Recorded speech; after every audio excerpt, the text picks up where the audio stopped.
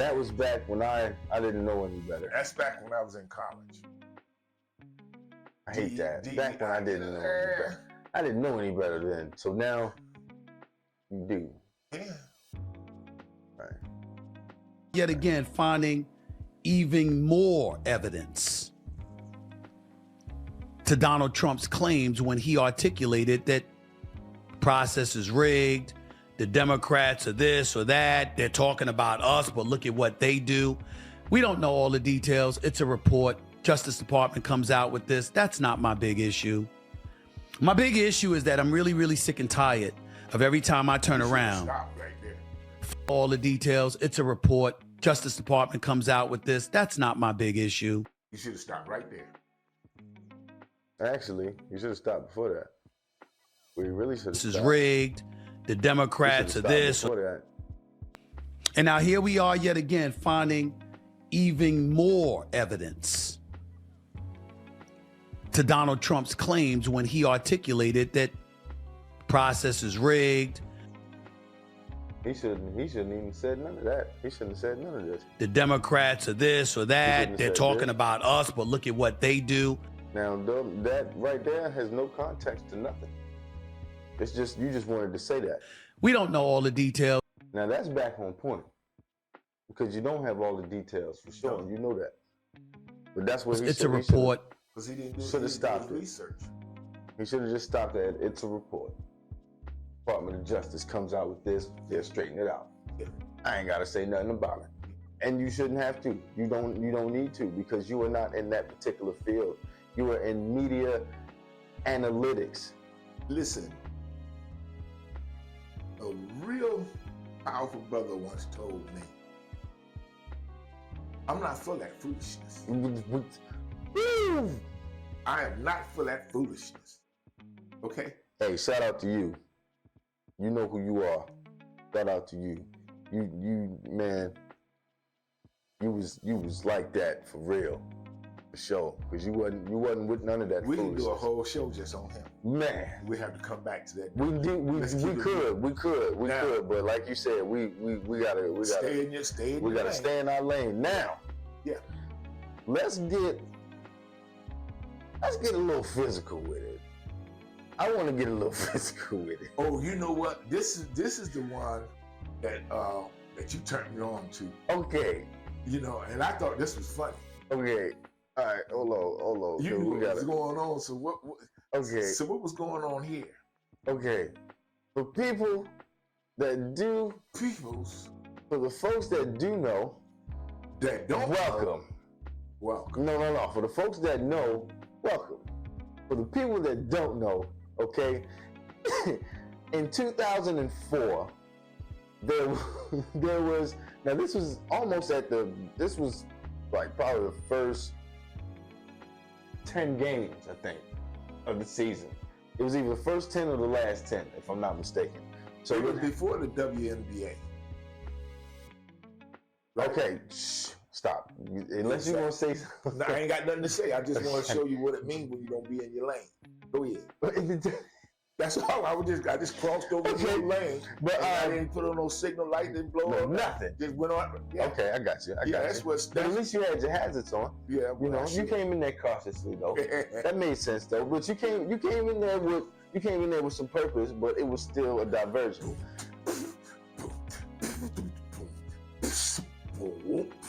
Yeah, anyway. Okay. So 2004, there was what they like to call Malice in the Palace, which was a brawl that took place at Madison Square, I think, is where it was at. It might have been. I don't know where it was. No, I'm sorry. Wherever, it was a home game for Indiana, I think. Either way. Well, we got a place here we call the Palace. Yeah. That's where Robin comes all the time. You did tell me that. Yeah, right downtown. That's the Palace Theater. Okay, I was about to say that's the theater right there. Okay, nice. But a riot, not a riot, but a brawl takes place. Okay? No, tell him why though. Tell him why. A brawl takes place. Because I was out to get some punks last night. I was trying not to go into it. As soon as you said, tell him why. Tell him why. Duh, I'm a crime fighter. Okay, all right. Fighter. So the dude, there was a person in the crowd. You didn't tell him your name. Originally, that threw a beer at Ron Artest, who was playing for the Pacers at the time. Okay, here's where it gets tricky. What originally started all of this was Ron Artest went down and filed their, I think, shooting guard or whatever he was at the time. But the problem was they had confrontation the year before that because they was giving out hard fouls and somebody hit somebody a little too hard and they wanted payback. Yeah. Okay? Yeah. They had them been fighting already. Yeah. So the name of the game was a couple of times. No easy baskets. Yeah. No matter what time in the game it is, no easy baskets. This is the fourth quarter at this point. The fourth quarter's going down. They go down there. The dude does a layup. Ron comes down there and fouls him. Kind of hard. Now, he said he didn't intentionally mean to get him that hard, but he did mean to foul him. So he was like, okay, he was a meaning to go up the bench. Did he knock him down? I think he fell down, yeah, for sure.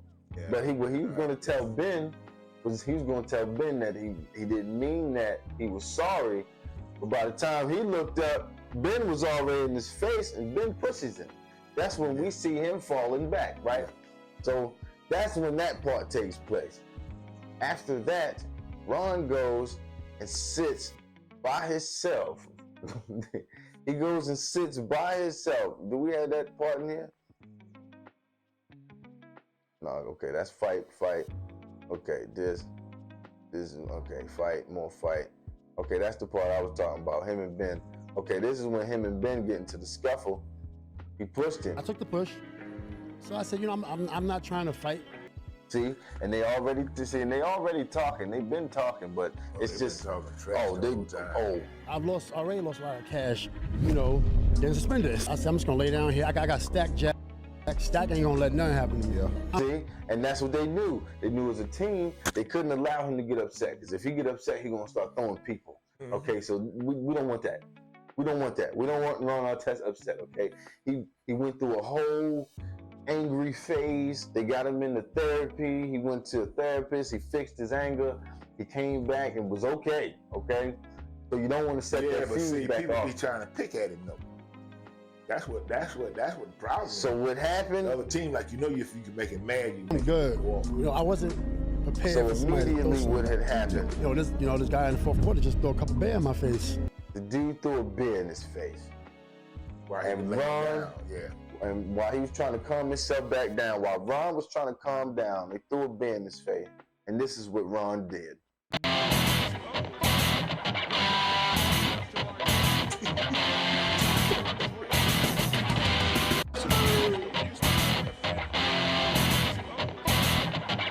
Now that's just the dude that stormed him after the fact. What this other little guy doing that he don't even know gun grabbed it? That was. I think he had something. Mishap.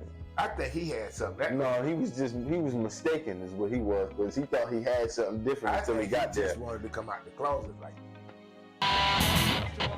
He was like, look, that's my chance to beat somebody. I'm gonna hit somebody.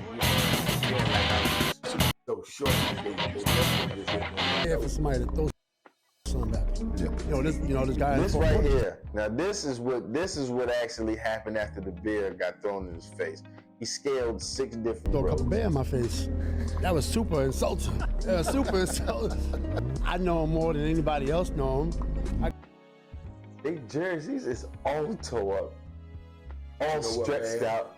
Got his number. Nobody else is gonna throw a beer at me but him. It was a nightmare, honestly. It was so many different emotions. We up like 20. I play hard to the last whistle. Even if I'm down 30, I'm picking up full court. When Ben went up, let me foul him. He gonna push me. So I stood there. I took the... Okay, now what they also explained before this had happened, Ben Wallace, who's in the white, over there with the hair, they said he lost both of his parents before this. Nobody knew that, except for his team, of course. But the other team didn't know that. But Ron was going to apologize to him anyway, but he was already in it. He was already going through it, so he was already upset. So when this happened, Push. So I said, you know, he took the push, like he said, took the push. Now you see what this referee is right here? This referee is in the wrong spot. Why you say that? Because Ron Artest isn't the threat in this particular situation right now, okay? The threat was Ben Wallace. Okay. They should have broke both of them up and set everybody out. That's what they should have, that's what should have happened. That's not what happened. They didn't separate anybody, really. They sort of kind of allowed him to go do his own thing. People were still trying to get over there. People were still throwing stuff at him. I think Ben was throwing stuff at him, is what it was. I'm not trying to fight. I've already lost a lot of cash, you know. That too. They're worth a lot of money. You don't want to lose that money. A lot of money. You get fined. How much did they fine him for fighting? Man, they don't care. They hit you with $100,000 quick, boy. They gave LeBron James. I understand why. LeBron James went down the court, hit a 3-pointer, comes back down, laughing, holding nuts. Okay. They fined him 100. I think he got fined 100 and something thousand for that. Well, I can't say that on me. Kyrie Irving did like this to a fan, 50,000. So they charged him 50,000 a testicle, and they said they would have charged him more for his front part, but they said they didn't think he had enough money. Run out of money. No, LeBron James, they just want to set examples and points at some points. Like when they fined Ray Lewis 250,000 for knockout. I still remember that. That's crazy. He knocked that boy smooth out. See, I'm surprised them guys ain't killed some people. Now, a lot of people died from that, and we just didn't know that that's what they were suffering from and dying from.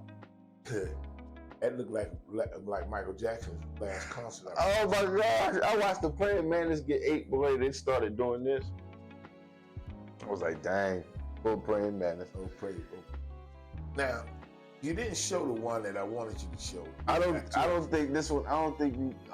I'm just gonna lay down here. I got Stack Jack. Stack ain't gonna let nothing happen to me, yo. I'm good. Oh no, we're gonna show that one too. We were just talking about Malice in the Palace while we were going down. Oh, this the one you wanted to see. This the one we recorded last. At this moment that he knew, he up.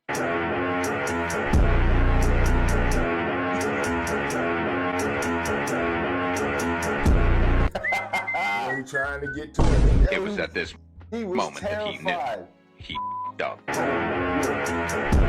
First of all, he jumps off his chair. He jumped off his chair to get over the first 2 rows. He's terrified. So this guy knows that he's coming after him. I don't even think it was him at the time. I think he was just in the way. I'm telling you, he's just a casualty of war. He's just casualty of war. There's no way. Because the way you see him, if you think I'd have stood there while he's running towards me, I would have. I'd have been too scared to run. I'd have jumped over something.